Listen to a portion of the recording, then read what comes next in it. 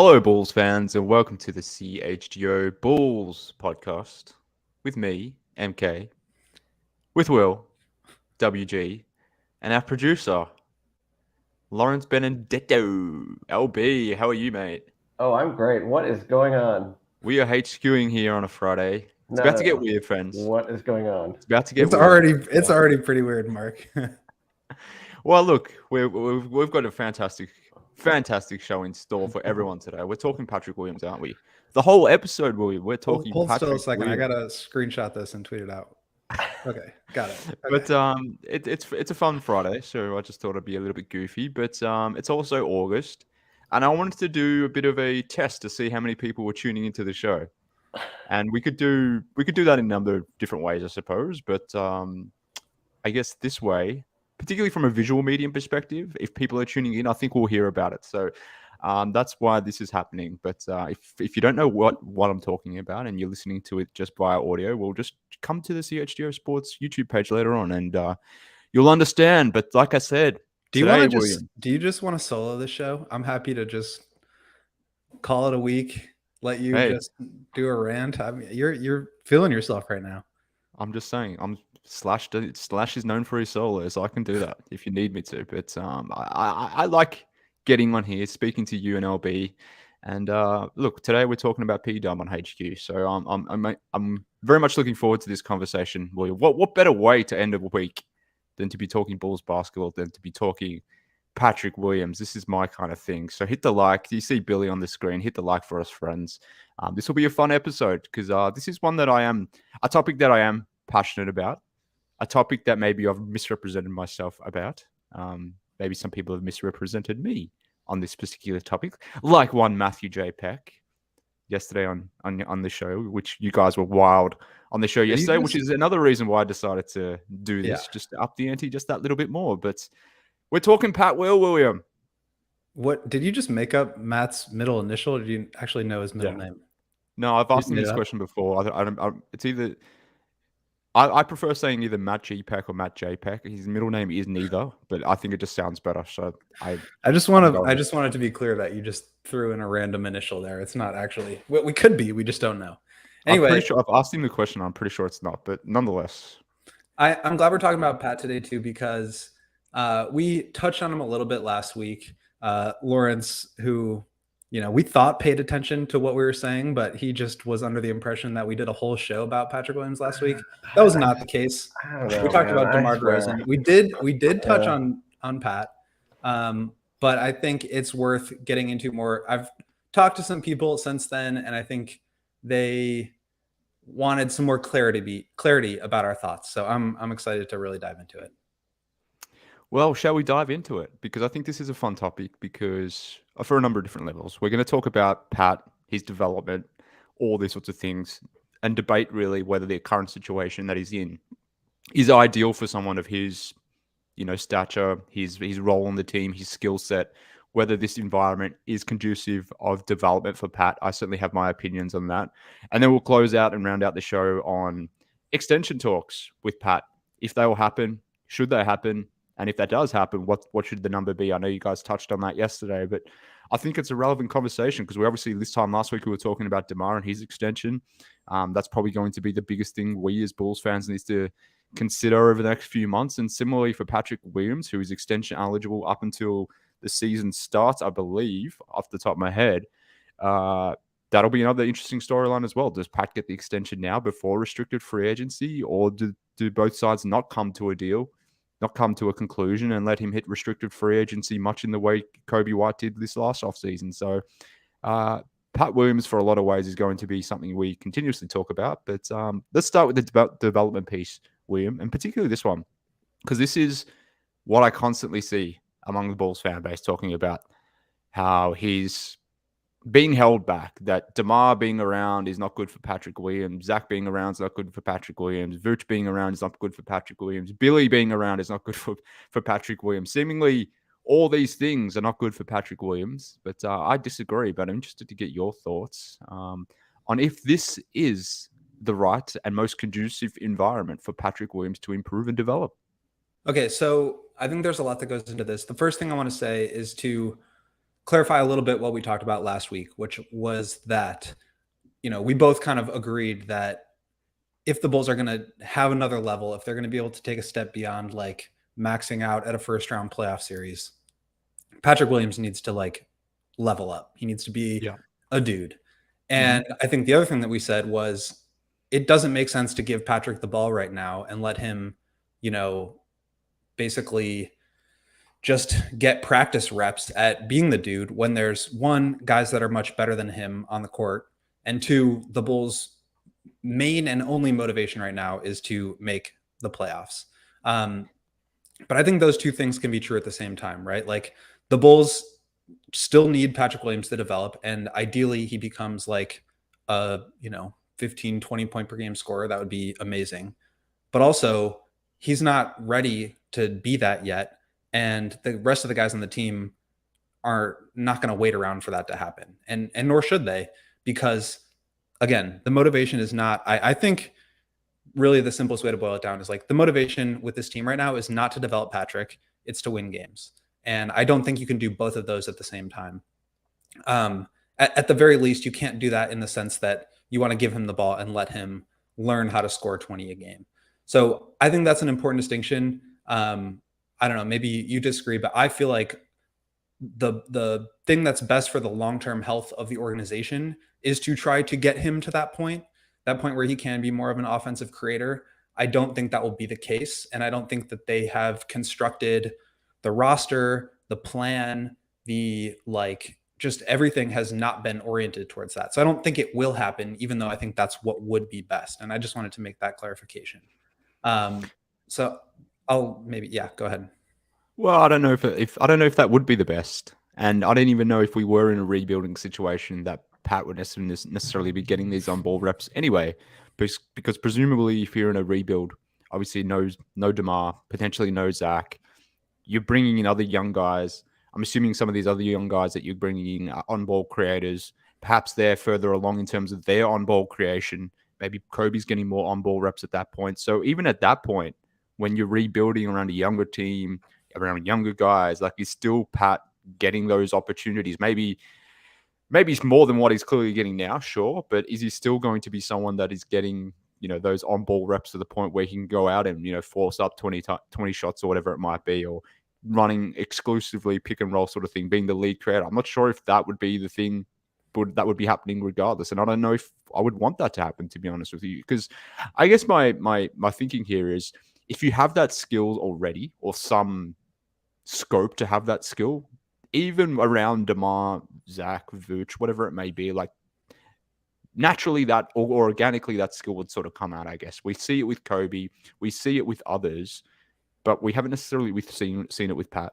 And maybe that's just because he just doesn't have it yet. And to your point, he needs to develop that. But I don't think this idea that if the Bulls were in a rebuild and Pat was just given more of an opportunity, that opportunity would come in him being a pick and roll guy or something like that. Because like I said, presumably, I would hope at least you would have other, quality talent running through this organization at the same time. And those guys might be taking on-ball reps. Like as an example, let's say Patrick Williams was in Houston right now. We would be confident that Patrick Williams would be getting a lot of opportunities there to be running pick and roll and doing his thing. Or would he would he still be the third or fourth guy playing off that Jalen Green and Alperen Şengün pick and roll, or in OKC or in San Antonio, whatever the situation may be? Like, I don't think we should just assume that Pat in a different situation is getting all these on-ball reps that some people think he would be. Yeah, I don't necessarily disagree with that. I think if you're in a situation without, the argument here is, and I'm not saying I fully buy into this, but the argument I think is like, if you remove DeMar from the Bulls and you don't replace him with anybody, you need somebody to fill that usage. And I think ideally in that scenario, Pat steps up and at least takes a piece of it. And I do think that would be ideal for his development. I don't think that would be ideal for the Bulls winning games. And I don't necessarily think it would necessarily translate to him becoming this star, but I do think we need to see what that looks like. But I think if you were in a situation like the Rockets, let's say, where you bring in, a point guard and you have a bunch of this young talent, I think the idea is to try to build an offense that is conducive to all of their growth. And I think we have become accustomed to watching a lot of isolation, a lot of pick and roll, because that's the offense that the Bulls run. But I don't think that's necessarily how an offense has to run. And in fact, I think the Bulls should move away from that. I think that's been my largest criticism of the roster construction, of the talent on the team, and the way that the offense has been developed strategically, that there isn't enough of that ball movement and that motion and that sort of egalitarian offense that I think would be helpful. And even if they, implemented some of that now with Patrick on the team alongside DeMar and Zach and Vooch, I think that would benefit him. So I think that's just like a larger issue with the roster construction in the offense. But I do think you need to, if you want to see what he has, you need to give him an opportunity to do that. Again, I also think it's on him for not just going out there and being good enough to earn that. Like you said, kind of, it will organically come out if he's good enough to warrant that. I think that's true, but I also think the Bulls need to create an environment where he feels more comfortable doing that. It may not be in his personality, especially playing alongside some of these guys, but I think it's just like all parties need to do a better job there. Yeah, I guess, but like if we're making all these concessions for Pat, like we're making this environment that's all conducive for him, then I mean, does he warrant all of this investment to change things around? We don't know. That's the point. Like, we will never know unless we start to see it. And there have been games where the rest of the guys have sat out. Obviously, like, everybody likes to point the finger to that Minnesota game 82 of the 2021-22 season, which was like 2 years ago now. But he's had other bigger games. I think it was the Mavs game. He had, a really good output when Zach and DeMar were out. And I think you need to carve out some usage. But again, I think some of that's also on him. I don't think you can like place the blame on one side or another. I think everybody needs to do a better job. And I also think it's important that we do find some of this stuff out. And if the only way to do that is to feed him, then you probably need to feed him, because as we've talked about, like, the ship is sinking, and if there is any life raft, it's Pat. And you got to see if that, life raft or whatever has oxygen in it and can float. See, I disagree. I think the only way this life raft, if we're using that analogy, can float is if Pat can grow with this current group. But if we're saying that we need to clear the way, maybe, get rid of DeMar, you have to get him more on-ball reps. We've talked about how he plays when DeMar, Zach, even Vooch aren't there. If you have to get rid of all these pieces for him to feel compelled into being something more than what he has been, you have to almost force him into that situation, in the same way we almost had to force Lowry into certain situations previously, 5 years ago. Then that's not ideal either, because you're removing all these chess pieces that put you in situations where you're playing meaningful basketball. We can all lament about the Bulls situation as much as we want, and the fact that this team is still on a trajectory where they're probably in the play-in, probably winning anywhere between 40 and 45 games, something like that. Like, that's not what we all ultimately want. It's not contender stuff. It's not championship stuff, but it's still somewhat meaningful basketball. But if you start removing DeMar, maybe you're moving on from Zach because of whatever reason. And at that point, you're feeding Pat more basketballs or more opportunities to do stuff. Like, okay, cool, you've done that, but then you've removed this, I guess, competitive landscape of being a competitive team, I suppose. So at that point, yeah, maybe you're finding out that Pat could be okay or good or very good or maybe even great. But then, what are we doing thereafter? I guess that's the thing. So for me, I just need to see Pat grow in this current role, because that's where that lifeboat analogy really takes new life, I guess, and that's when we're really cooking with gas. But I think interested in a scenario of just looking what Pat can do without all these other guys. Yeah, I think, to me, it's more that I think they're headed that way anyway, and that the rebuild is going to get pretty ugly the longer we wait to determine whether Patrick can be a part of the next Bulls core. Because yeah, if you're just like getting rid of everybody just for Pat, I think that's probably wrong.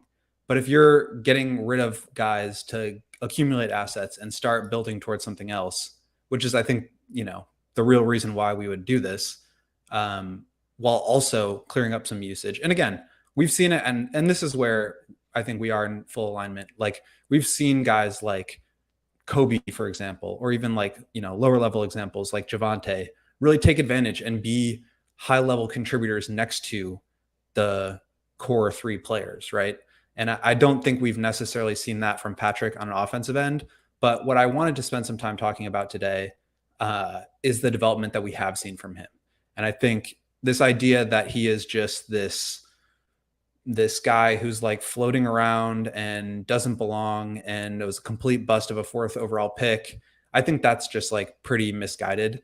I think the points per game thing, like Ricky O'Donnell says this on Cash Considerations a lot, and I totally agree. Like the points per game thing is like not really a valuable way to necessarily, I'm saying that a lot today. It's not necessarily a valuable way to, assign value to a guy, but like we do want to see more offensive creation from Pat. And I think that's sort of the output there. But I do think he has really grown on the defensive end. We've seen a lot of growth from him shooting the ball. He can be much better. And I think he still has a lot more room to grow in those areas. But so far, he has really turned himself into a high level, big wing 3-and-D player. And that's a super valuable player to have. And I think that gets lost in translation at times because the 4th overall pick, he should be scoring 20 a night. That part's not there yet. And I think that part is going to be a little bit harder to develop. I think he could do a better job, but I think it's also harder for him to develop when the usage just isn't there. But I do think he has grown a lot on the defensive end as a help defender, as a rim protector, and as a 3-point shooter, and a floor spacer. And I think that goes pretty unnoticed. All fair, but I want to contest this idea that he's not developing or can't develop or anything like that nature, because that's what we want to get into today. Today's show is all about Patrick Williams and development, and we'll dive into that a little bit more. But another way, William, for people to develop is to head over to Lewis University and really expand their minds. So can you tell our friends about how they can do that? Tremendous segue there. And if you want to learn more about how to pull off amazing segues like that, you should check out Lewis University, which is made for students that are just like you with full-time jobs, families, and of course, who are full-time Patrick Williams and Chicago Bulls fans. So if you want to go back to school and earn a respected degree at Lewis University, you should check out Lewis University at lewisu.edu/you-can-do-this. Lewis University is located just 35 miles south of Chicago in Romeoville. It is ranked as one of U.S. News and World Report's top-tier colleges, and they partner with a ton of employers for tuition discounts, and they have evening classes, online and blended formats to help you balance work and all of your other responsibilities. They also prioritize bringing in real-world experience and instruction into the classroom, which can really help jumpstart and is very relevant to whatever career it is that you decide to go into. They have graduate programs, they have undergraduate programs. So if you're looking to complete a bachelor's or a master's or a professional certificate program, Lewis has the right program for you. They have criminal justice, data science, cybersecurity, business analytics. They also have undergraduate courses in computer science, business analytics, criminal justice, business programs, technology programs, and more. So to discover how a degree from Lewis University can help you build a better world, check out lewisu.edu/you-can-do-this. One more time, that's lewisu.edu/you-can-do-this. Thank you, William. And another thing you can do, friends, is head over and support our friends at Sunnyside Cannabis Dispensary. And when you do, if you use promo code CHGO25, you'll receive 25% off your orders. And you can certainly thank me later for that, friends, because it is Friday. It is a fun Friday. It's the Friday afternoon. We're heading into the weekend. And what better way to do that than to really elevate your weekend rather than, just going out there and exploring, discovering, finding new blends of beautiful, beautiful, sweet cannabis. And you can do that all at Sunnyside. So they are the number one, the best Illinois dispensary. There's no other better place to go. Take it from me, friends. Particularly given the way I'm looking today. You can be sure that after this is exactly where I'm going. Jumping on the website, sunnyside.shop, and using promo code CHGO25. They got so many amazing blends. I'm not going to name them all because there's too many to name. And frankly, just throw them all in your car. Why not? Try them all. Thank me later. But William, is there a particular Chicago athlete that has just made your week absolutely chef's kiss. We're heading into the weekend, full of good vibes here in Chicago. Is there a particular guy that sort of lifted or elevated your mood, your vibe right now? I would have to go with shout out to Cody, CHGO Cody, This is the correct Mike answer. Talkman, the summer of Talkman. That is what's taking me through this week. That If is you know, the you correct know. answer. You know, you know. If you know, you know. But if you do, also, head There it over is. Thank you, Lawrence. to the locker. Look at that beautiful thing. Look at it. Look at it. Summer of Mike Talkman. Go get Obvious yourself one of those shirts t-shirts. and CHGO collaboration. You love to see it. What a collaboration. Another great collaboration, CHGO and Sunnyside. So like I said, friends, use promo code CHGO25 for 25% off at checkout. You can use it on any order, whether you're a new customer, whether you're a returning customer. It doesn't matter. Only condition is it's not stackable with other promotions, in addition to obviously the fact that you need to be above 21 or an Illinois Med card holder. But other than that, if you meet that criteria, friends, then like I said, CHGO25, you can get your hands on some sweet, beautiful cannabis from Sunnyside. All right. More Patrick Williams talk. I can't take you seriously right now, dude. Is that a general statement? Or just It's so hard. It's so hard. All right, keep going. Keep going. I'll pull it together. Look, well, you're not the first person to tell me that. I mean, This I is thought my also kind sunny of side like was kicking in. entrepreneur- I thought my sunny side was kicking in when I saw his face for the first time. I mean, it's The nice. sunny side is kicked over here. It's kicked in over here. You Let's look say like that. just kind of a floating head too, because you can't see your shoulders behind the wig. It's just the whole thing is such a look. Again, if people want to figure out what we're talking about, jump onto YouTube, see what we're on. Come follow us over here on YouTube. Those of you who consume your podcast via the audio means, we appreciate that most certainly. But come support us at CHGO via YouTube. But William, let's continue talking about Patrick. And this is what I want to get into. This is the meat of the conversation because, like I said before, from the top, people just assume that Pat isn't developing, that he hasn't developed, that the situation that he's in right now is not conducive to development. And I want to push back on every single notion that relates to that because I think this, in some respects, is the perfect place for Patrick Williams to develop his game.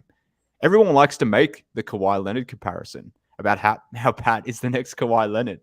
But the thing that they miss in that comparison is that Kawhi Leonard went to an organization that let him develop initially as a role guy, let him develop those foundational skills around really, really good players, around really good coaching, which I know people will laugh at because, I'm comparing, well, I'm not necessarily comparing Billy Donovan to Greg Popovich, but obviously people will make that comparison based on the words that I just used. I'm not suggesting that, but what I'm saying is I think Pat coming into a winning situation, let's say, like the Bulls are at, playing around guys, learning from guys like DeMar, Vooch, Zach, others, Alex Caruso.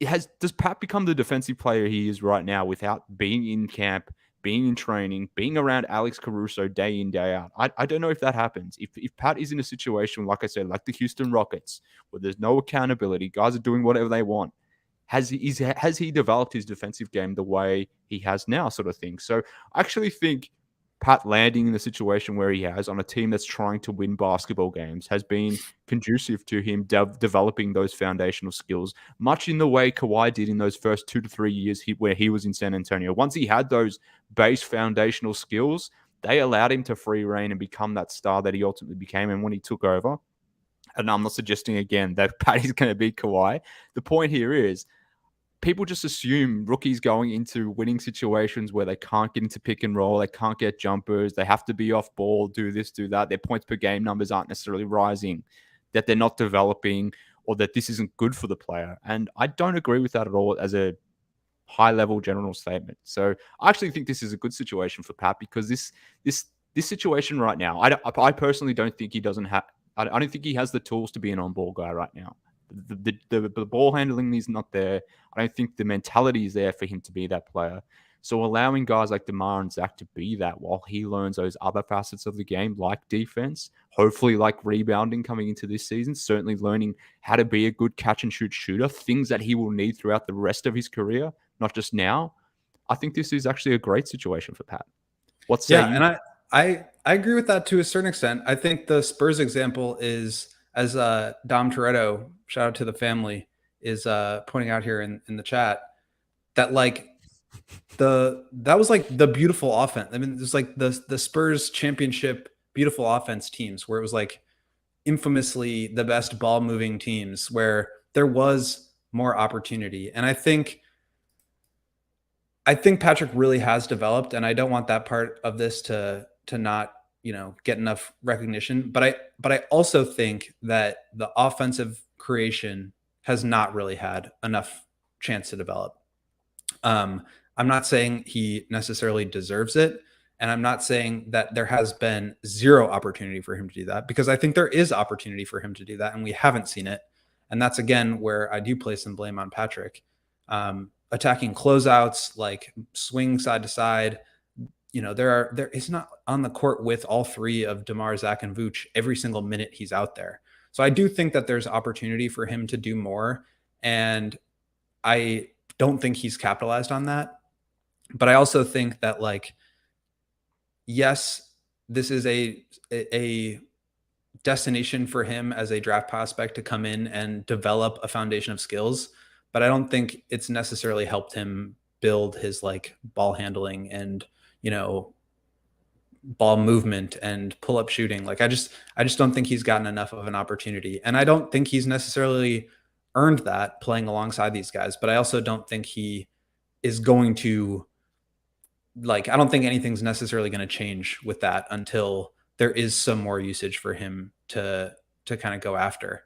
And he has to be the one that does it. But yeah, I think, to me, the important piece here is that he really has developed a foundation that is going to be like a very valuable player, whether or not he becomes a primary scoring option, a secondary scoring option, a guy that can create his own shot or not. Like, he is a very valuable player at a very valuable position, and his tools are just super valuable. I mean, he's incredibly athletic, as we all know. He's long, he's super strong.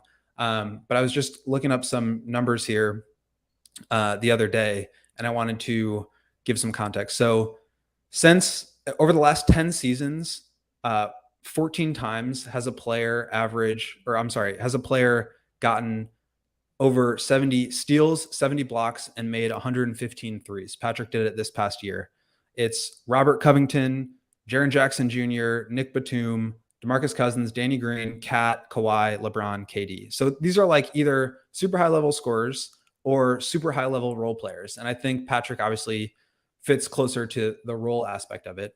But I do think it speaks to his tools and instincts. Like, the counting stats are what they are, but to be able to accumulate those defensive numbers, I think does speak to his abilities there. He was the only player in the league with a steal rate above or at 1.5, a block rate above or at 2.5, his was 2.9, and a 3-point percentage above 40% on 40% 3-point attempt rate. So a high volume, high efficiency 3-point shooter who gets a lot of blocks and a lot of steals, who's 6'7", who's a good athlete, who understands timing well, who can defend big wings. That's a super valuable player.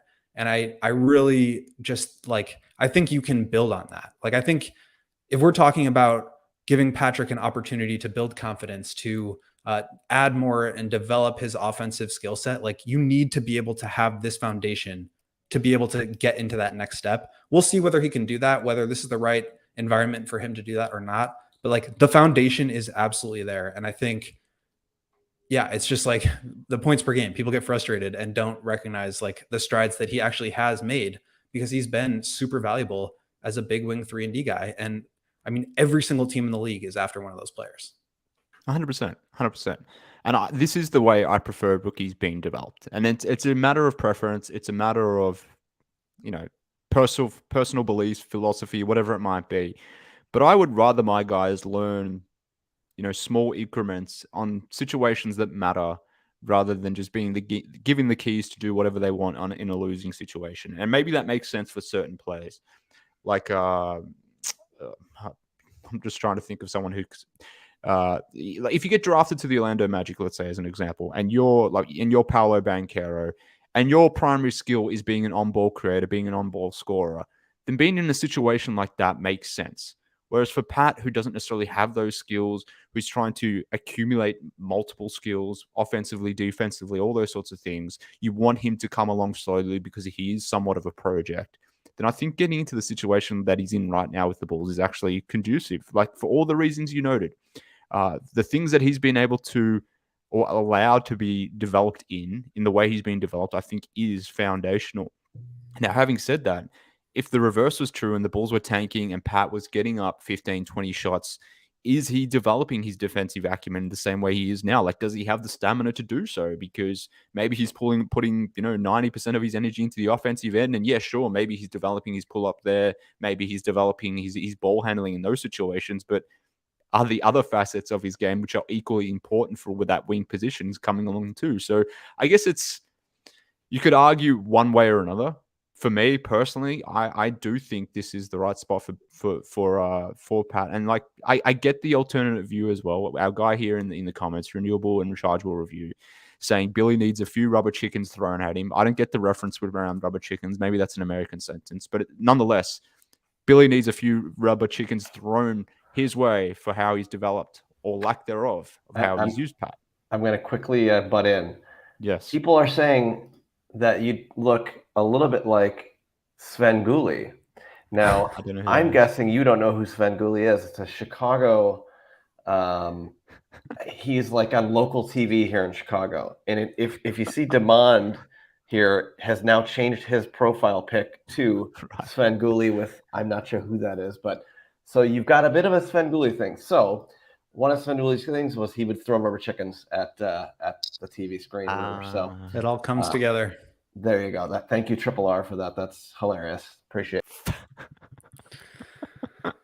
Well, I mean, how do I get back onto my point around here about Pat? But the thing is, like, there's this perception that Pat isn't being developed, or Billy isn't developing Pat because he's been put in the wrong situation or he's not using him correctly. But I fine if you think that, you can, but I completely disagree with that, because I think Pat has shown that he has developed this season. And this is the irony, that I get called the Pat Williams hater.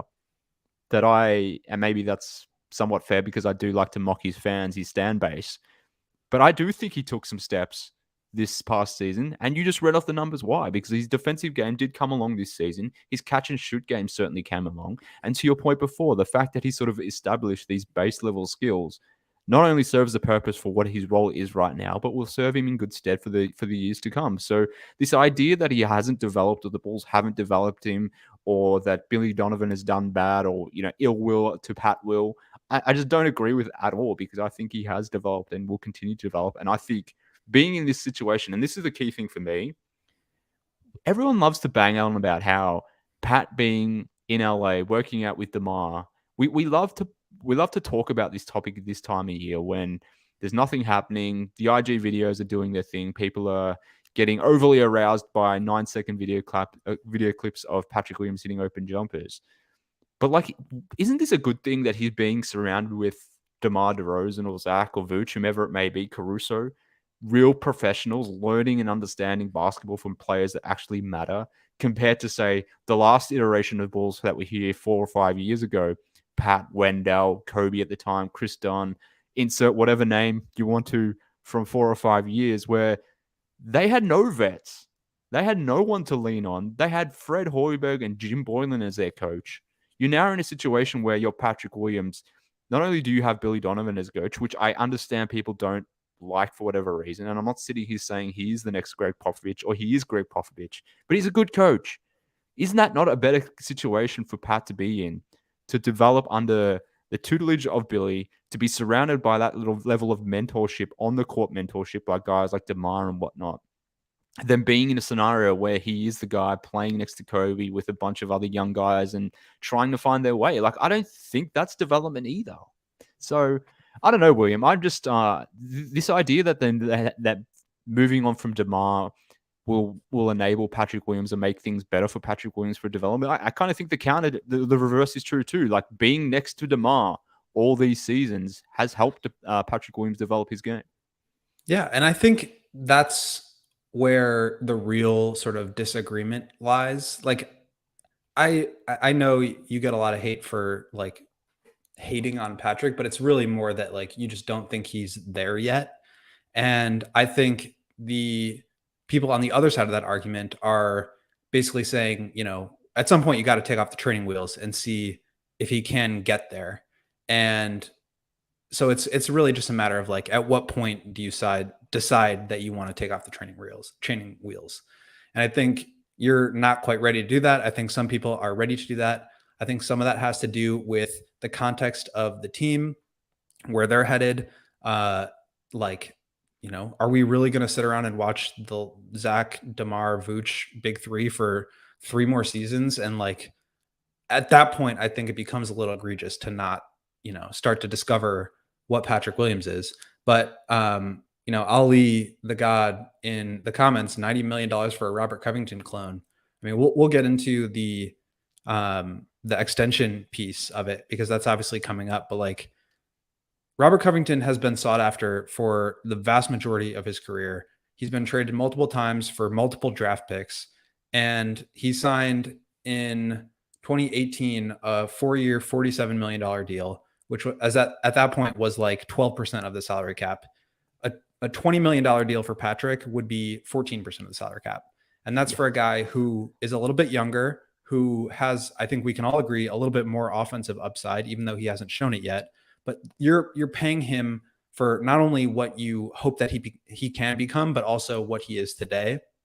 And I think what he is today is a very valuable role player with a lot of upside. And, it remains to be seen when or if he'll be able to show that upside or reach that upside, but it's there for now. And I think that number would be more than fine with me. Yeah. And to that point, like if prime Robert Covington was in the league right now and was a free agent, he's getting 90 mil pretty easy. We just saw Josh Hart get 481 yesterday. Robert Covington was better than Josh Hart. He would have been signing a 4-year, $100 million deal at least. Now Cam Johnson just signed a 4-100.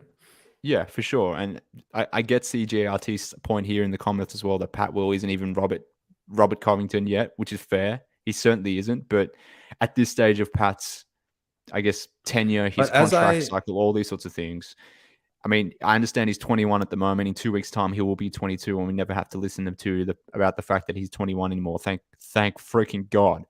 But nonetheless, like, he's still young enough to where people will be paying him on potential, which we'll get into in a little bit, William. But I just don't think people need to get their heads around these numbers that are coming out from a contract point of view. And you're right to quote the percentage of cap, because that is the most important thing to quote. I don't want to hear about these numbers in absolutes, whether it's 90 million, 300 million in relation to Jaylen Brown, any of that. Like, it doesn't matter unless you're quoting percentage of caps. Like, that's the thing that matters. So I understand that there's a transition period that everyone needs to get their head around on this, and these players are making just stupid, crazy money. I mean, Derrick Rose's max contract 10 years ago, whatever it was like a 5-year, $90 million deal or something like that. I think Jimmy Butler, the deal that he signed was like a 5-year, $90 million max contract extension. So in comparison to that, yeah, Pat making 5 years, $90 million would be obscene, but we're not comparing the same salary caps. But I'll get off that rant. William, should we move along? But we're going to continue talking about Pat. Where we sort of organically started talking contract, and I think that's probably where the conversation heads here next. We've talked about who he is as a player, the development piece, all that sort of stuff. But like I said from the top, one of the more interesting things to be thinking about, to be talking about, something we will be continuously talking about until it happens, even after it happens, is Patrick Williams' extension. But before that, I want to tell everyone about our friend at Shady Rays. You can see me today, friends. I'm wearing some shades. Unfortunately, they're not Shady Ray sunglasses. And because of that, I look stupid. You can tell. It's definitely the glasses that are making me look different, like just dumb right now. That's definitely what it is. So if you don't want to look dumb like me, if you don't want to be wearing just bad designer glasses that just don't make sense on your head for whatever reason, they just don't fit, they don't look good, they're too expensive, why not head over to Shady Rays, where you can get yourself just some absolutely fantastic sunnies. Not only are you getting like premium polarized shades, William, but you're getting sunglasses that look just as good as any of those designer brands, but even better, you're getting them at an affordable price. And I said even better. Well, I'm going to one up that, William. There's even better. These other designer brands, this brand that I'm wearing on my head right now, if I broke these right now, they've got no lost and broken replacement policy. But our friends at Shady Rays do. So if you've just been on stage, you've been ripping solos, you're done with your show, and you're just throwing your hat, you're throwing your glasses because you're all done. The show is done. You know what you can do? You can get some new sunnies by just going on to shadyrays.com, saying to your friends over there and saying, hey, I lost and broke my sunnies. What can you do? Can you help me out, friends? Do you know what they'll say? They'll say, yeah, we can.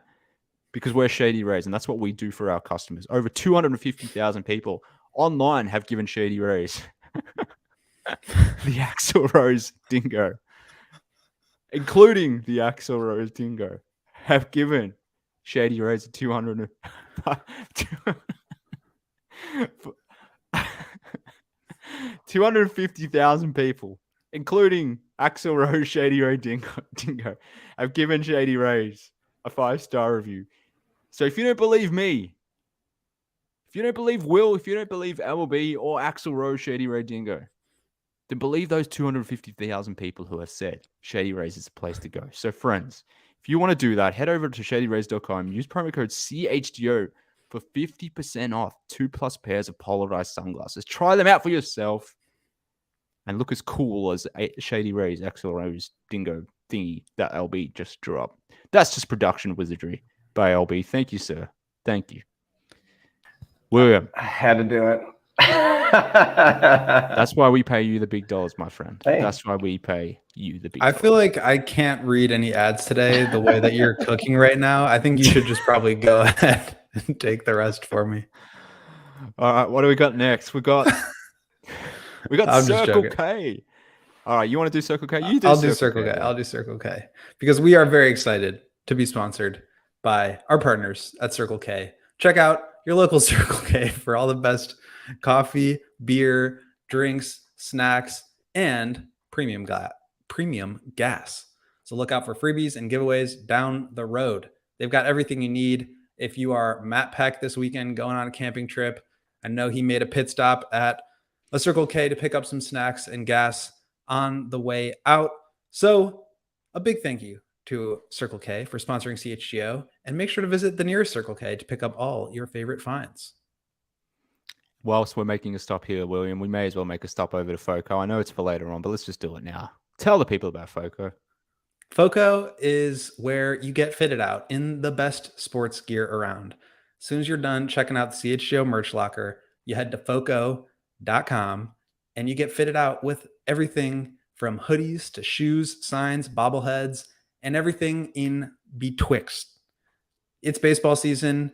Football season's coming up. Get a Bears shirt, get a Cubs shirt, get a Sox shirt. Even though the Sox are kind of awful right now, you're still a fan and you can still support them. They've got straw hats, polos, bags, and everything you need for a game. They also hooked it up with some set decorations for us, which we really appreciate at the CHGO studios. So check out foco.com or click the link in the description below. For all non-presale items, use promo code CHGO for 10% off. That's a pretty good deal. Pretty good. That's a damn good deal. That's a damn good deal. Speaking about deals, what do we think Patrick Williams will land in an extension? Cooking today. Because we sort of touched on it before when we were talking about the Robert Covington thing and 90 million, whatever the number might be. But like you mentioned a really good facsimile, Cameron Johnson. Now, granted, Cameron Johnson's probably better than Pat at the moment. Has played in more meaningful basketball. That's actually a really good example for what I was saying before. Like, does Cameron Johnson develop the way he has if he lands in a different situation other than the Suns, where he's playing and winning basketball pretty much straight away? But nonetheless, I digress. Cameron Johnson, 4 years, 100 and something mil. Made that bang. 94. Let's just round it up. I'm rounding up. It's Fun Friday, William. Come on, dude. He made so much money. These guys, as the cap is going up, the cap next year, 142 million. To your point before, 14% of that cap is a large number, just absolute number-wise. But it's going to be a fair value contract, which you guys talked about before. So I'm expecting Pat to sign an extension. I'm hopeful that they get an extension done now, because I think there is some scope for Pat maybe outplaying what a potential extension could look like this summer. Because I think 20 million per next season, let's say the extension happens now. He signs 4 for 80 or 5 for 100, something like that. He gets 20 million average annual value for Patrick Williams. To me, a $20 million contract going into next season and beyond is like 4th, 5th level starter. Even some bench guys are going to be earning $20 million. Pat is kind of already that guy. If you don't believe that he's a starter, which I'm not necessarily convinced of just yet, but I certainly think he's a 6th or 7th man, those dudes are still getting paid 15, 20 million bucks. So I would like to sign Pat now, just because I think there's probably value to be had, because 1, the cap's going up. 2, you don't really want him to get into free agency because who knows what teams are going to throw at him from that perspective, and you probably have to be in a matching scenario at that point. But for all the reasons we've talked about, and for what you noted before around his block and steal rate, the fact that he's become a good catch and shoot 3-point shooter, the volume isn't where it needs to be, but certainly the accuracy is. Teams are going to pay for that. There was a report going around last week or earlier this week that the Philadelphia 76ers, who are shaping up to be a cap space team next season, are preparing to pay OG Anunoby more than $30 million annually next offseason. I guess the point here is big wings who can defend, who can shoot. These guys get paid. So if we can get Patrick Williams locked up now to 18 or $20 million, I think that's a fine and reasonable contract. For some reason, that seems like I said, a reasonable take to me. But there are fans out there who think that's a bit exorbitant, a bit too silly to be giving someone like Pat that type of deal. But can you maybe smarten them up, wisen them up, William? Well, I can certainly try. I mean, you look at some of the numbers that have gone around this offseason. Herb Jones, 54 million over 4 years. I believe that's exactly the same contract that Grant Williams got, 4 for 53. So there are examples of guys who are maybe a little bit lower level power forwards who maybe aren't quite as versatile in terms of the role that they can play or don't have as much upside.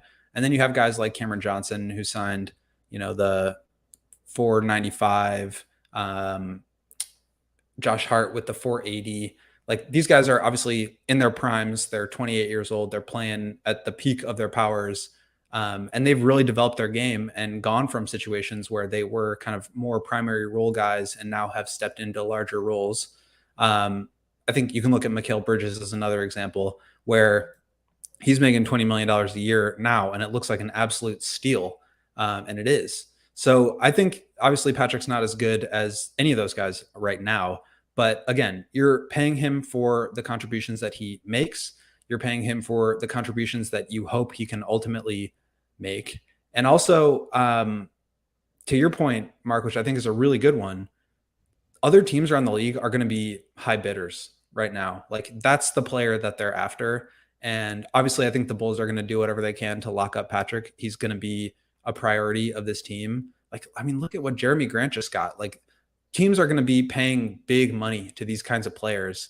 And the Bulls are either going to have to get in defense mode where, yeah, maybe they let another team set the market, but then they're going to match, or they just come to terms on a deal, hopefully before the start of the season, at a number that is maybe even a better deal than what he might get, next summer. If he does really explode and averages 15 or 20 points a night, you're looking at a max. And I think if you can get anything done for less than that, then you're in great shape. I think, I don't know how you'd feel about like the timing of it. I kind of just gave my take, but I really feel like getting an extension done, and I'm not sure Patrick would want to do this, but getting an extension done sooner than later is ideal. I think so. I think that would be ideal for a number of different reasons, all of which you just sort of noted. But the key to this is obviously you need two to tango, so to speak. And I don't know if Pat is much of a dancer, but if he is, I would appreciate him putting on those shoes right now and getting out there and doing something with AK and trying to land a deal now. That would be ideal, because I do think there is scope for him to get more than $20 million per year. And I think, again, CJ Artist in the comments makes a good comparison, like Rui Hachimura, 3 years, 51. Has Pratt proven more than Rui? I don't know if he has, probably not. But I mean, obviously Rui has more years under his belt, had that extra season to earn that contract. But he's much older too.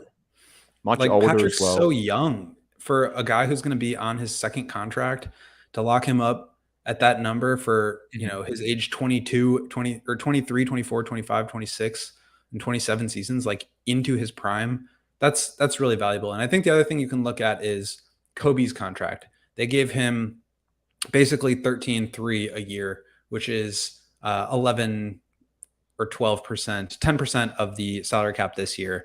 So I think Patrick earning a little bit more than that as a better player, but locking him up for longer to where, they don't have to get him out onto the free agent market again quite as soon. I think that really does benefit you. And I think Patrick's just simply a better player at a more important position, and you kind of have to pay that premium. Yeah, I agree. Now, the one counter to that, and you touched on it, and even though I'm suggesting that I think 20 million for Pat going forward would be reasonable because he's a low-level starter on a certain situations, and in the Bulls situation, even if he's coming off the bench, he's the backup power forward, he's your 6th or 7th guy. 20 million is fine. It's not great, but it's fine. You hope you can grow into something more. But the counter to that is, and you noted it before, Pat hasn't necessarily proven more than Grant Williams. Certainly hasn't proven more than, in my opinion at least, compared to PJ Washington. Yes, those dudes are different players. They're maybe older. Maybe they don't have the scope for potential as Patrick Williams does. But Grant Williams just got a mid-level deal. PJ Washington remains unsigned. Restricted free agency has certainly worked against him. And even though I said 5 minutes ago that there will be teams lining up to sign Patrick Williams, maybe not for a max type contract, but would there be other teams willing to pay, Pat $20 million? I think that would be the case. But there's also scope here if that maybe restricted free agency would work against him. So it would be a risk. But is that a risk the Bulls are prepared to take, I suppose, to allow him to get to restricted free agency, actively allow him to get to restricted free agency and hope to get him back on a deal that's even less than $20 million? Because let's just assume that Pat doesn't take another leap or doesn't develop more than what he has this past season, which, again, I think he has developed over the last 12 months. Let's say he stays around that same level. Good 3-and-D guy, ultimately doesn't win back his starting job, is outplayed by Torrey Craig. He's not closing games. Alex Caruso is still finishing games at power forward. In that scenario, does Patrick Williams get more than mid-level money?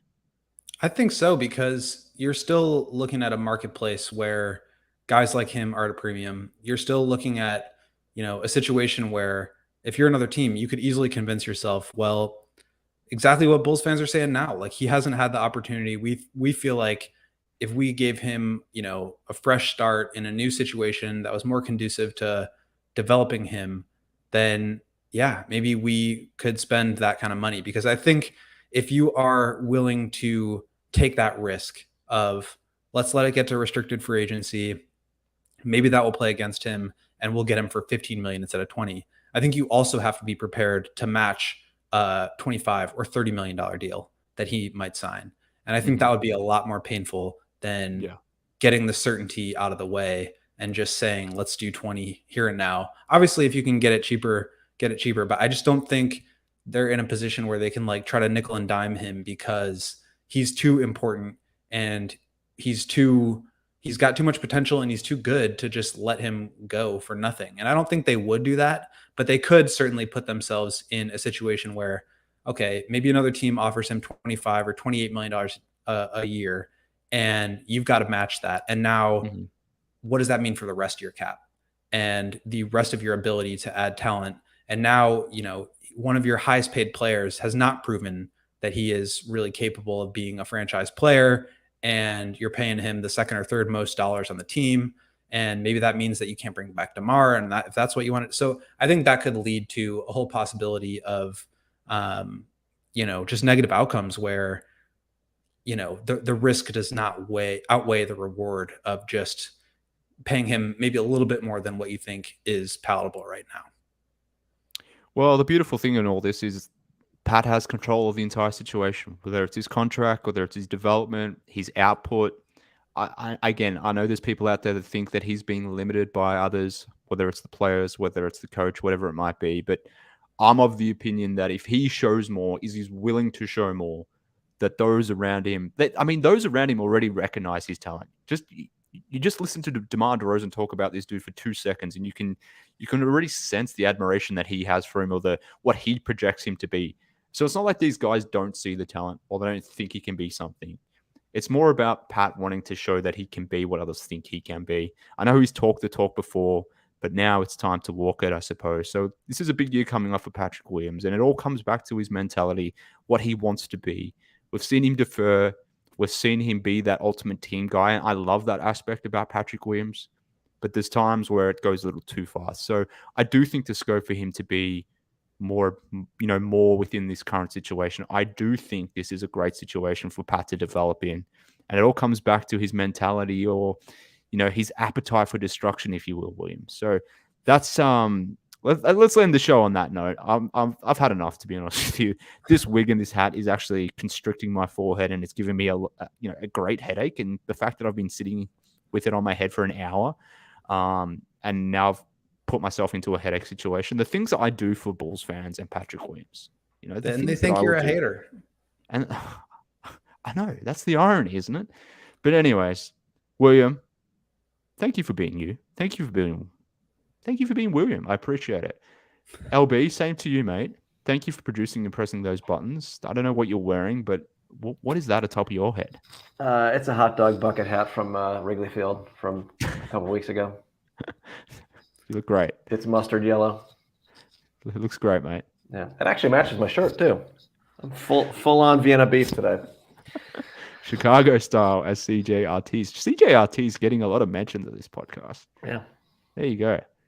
LB. I laughed out loud just now when you said appetite for destruction, just so you're aware. I mean, that was good fun. Chef's kiss. I don't know if I've done a better podcast. I don't know if I've done a worse podcast. It's possible that it's both. But nonetheless, it was a fun Friday. Thank you all for tuning in. We really certainly appreciate it, particularly in these dog days when there's nothing happening. The fact that people jump on YouTube and they give us a like Billy Donovan is suggesting here on screen. The fact that people jump on YouTube, watch us here, support us at CHGO, whether they're jumping on the video platform, which I hope they're doing for this episode, whether they're listening to us via podcasts on audio, on Apple, Spotify, wherever you get your podcasts. We certainly do appreciate everyone supporting us for what we do at CHGO. It's a little bit different.